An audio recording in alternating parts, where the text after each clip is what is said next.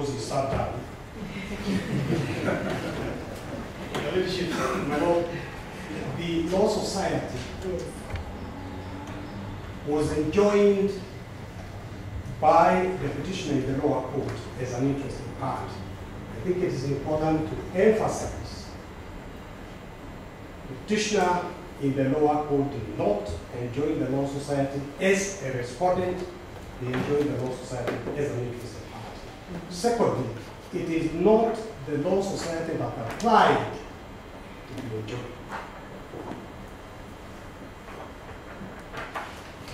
This is a 5.2b application by the first respondent, and really the issue of taxation is one between KRA and of course the first respondent, Prof Tom Ojienda. Having been enjoined, we have a right to be heard in this 5.2b application. No, we haven't.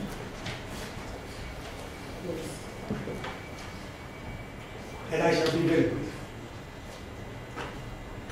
The Law Societies quarrel with the orders of the High Court stem from the second order, which is at page 15 in the applicant supplementary. My Lord, my lady, I'm not in the habit of being very interruptive. But my Lord, I cannot espouse a quarrel of the NSK without a replying affidavit. Because that's what he wants to do. You can do points of law. Yes, because I'm a member of the Law Society. I've not instructed him to come and quarrel. Yes. That would happen. So he cannot constitute himself a Law Society. There's no affidavit by the society. Yes, I think senior counsel, you restrict yourself to pure points of law. May I also clarify that the Law Society speaks through our elected council. Yeah, let's not go there. Yes. Let's just deal with the points of law. The point of law I'm raising is order number 2 of the lower court, where the lower court is annexed to the supplementary applicant supplementary affidavit of 29th of January, filed in court on 31st of January, I think, this morning. It was referred to by my learned friend Harry.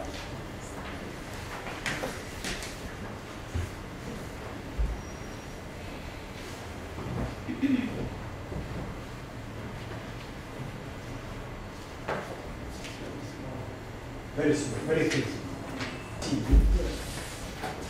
It directs the court say that a mandatory order be and is hereby issued compelling the second respondent, that is the Law Society, Council of the Law Society, to accept the nomination of the petitioner.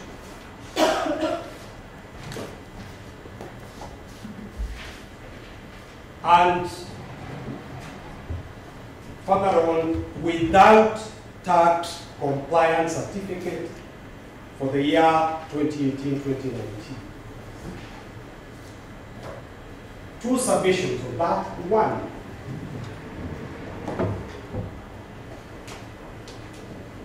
the Law Society is deprived by this order from evaluating whether the first respondent has complied with all the terms and conditions for nomination. Because they are directed to issue, accept the nomination. And the tax compliance is only one of the requirements.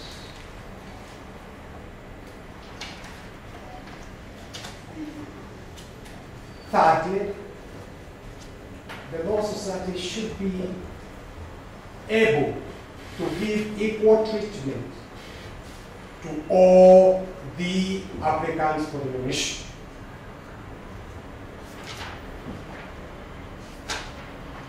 So this is an order which, in the submission of the Law Society, ought to be set aside. It the accords preferential treatment to the first respondent. Your leaderships, my lord, the three conditions now for the grant of 5 2P orders is there an annual appeal? Will the appeal be read and nugatory? And number 3, public interest. Public interest, we will find it in case number 6 in the applicant's list of authorities, particularly the case cited there of CISPA Securities and Okia Omutata. Number 6. The public interest, the court should put into the weighing scale the issue of public interest. And on that issue of public interest, Law Society submits as follows. There are few commissions as important as the Judicial Service Commission, dealing as it does with recruitment of judges, magistrates. Can I please finish? Yes, I must always remind the court that it's not in my habit to stubborn. Yes. But the Law Society has not filed an appeal from the decision of this. It is a little bit But it was joined as a category. So does it need to file an appeal when the other party has filed? Well, then you can say without going around in some conclusion that he's supporting the application.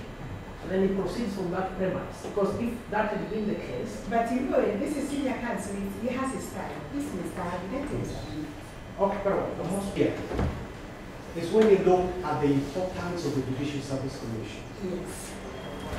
Dealing as it does with the recruitment of judges, judicial officers, and matters of discipline. It's a very important situation. And therefore, public interest inclines towards, according to the Law Society, the opportunity of getting its nominees to that position. And may I also ask the court to take into account the 3 cases that have been cited in the lower court. In the first proceeding, Justice Odunga correctly said, follow the procedure, follow due process. In revising this assessment, follow the procedure. When on the issue of tax compliance, KRA is attempting to follow the procedure, another petition before the Honorable Justice Church. Don't go there.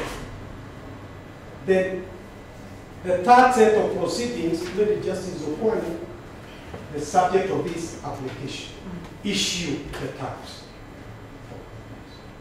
So that even on this issue of public importance, public interest, bear in mind the words of the late Chief Justice about the perception of the administration of justice by the man or woman in the street. The perception of the man or woman in the street that there can be a litigant able to walk into court today, tomorrow, the day after, and walk out with whatever orders they got, doesn't help in public confidence in the administration of justice. As I sit down, this appeal will be rendered nugatory if the Law Society is compelled to proceed with this nomination without the opportunity of vetting compliance in the same scale with all the other nominees. Thereafter, the appeal will be completely moot. Public interest, I submit, inclines towards vacating for those orders. The leadership will not, of course, none of us enjoy paying taxes. But we have to.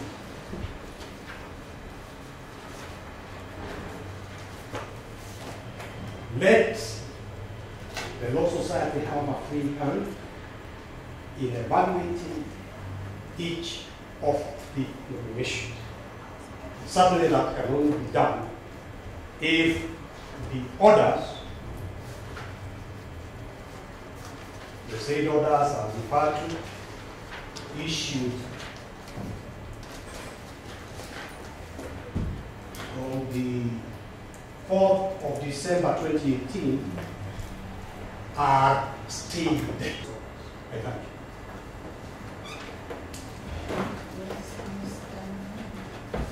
Just a few clarifications. First of all, can you please try to my earlier reference to section 73? It's actually section 72. I'm so sorry. And earlier referred to the section 73. Yes, it's actually.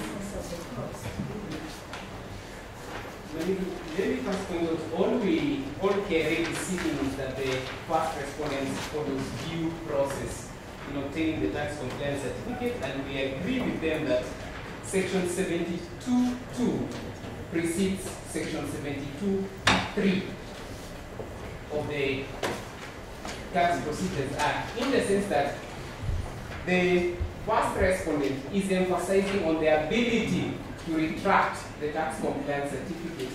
But the rest, the applicant is urging comply first with section 72.2, and there will be no need to retract the tax compliance certificate. So we have to start at 72.2 before going to 72.3.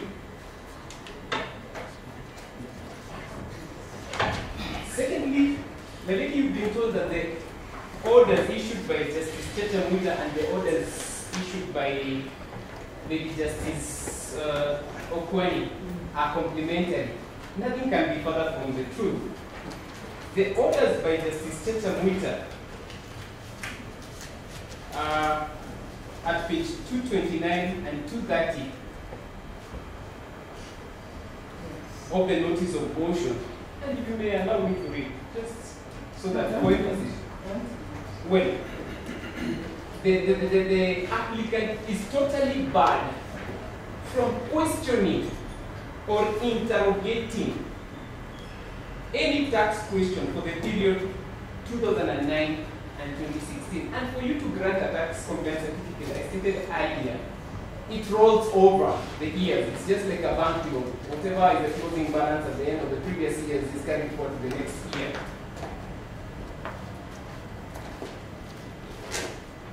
And I wish to state that there is a valid order in the order at page 229 and 230 is still in play. It's still in force.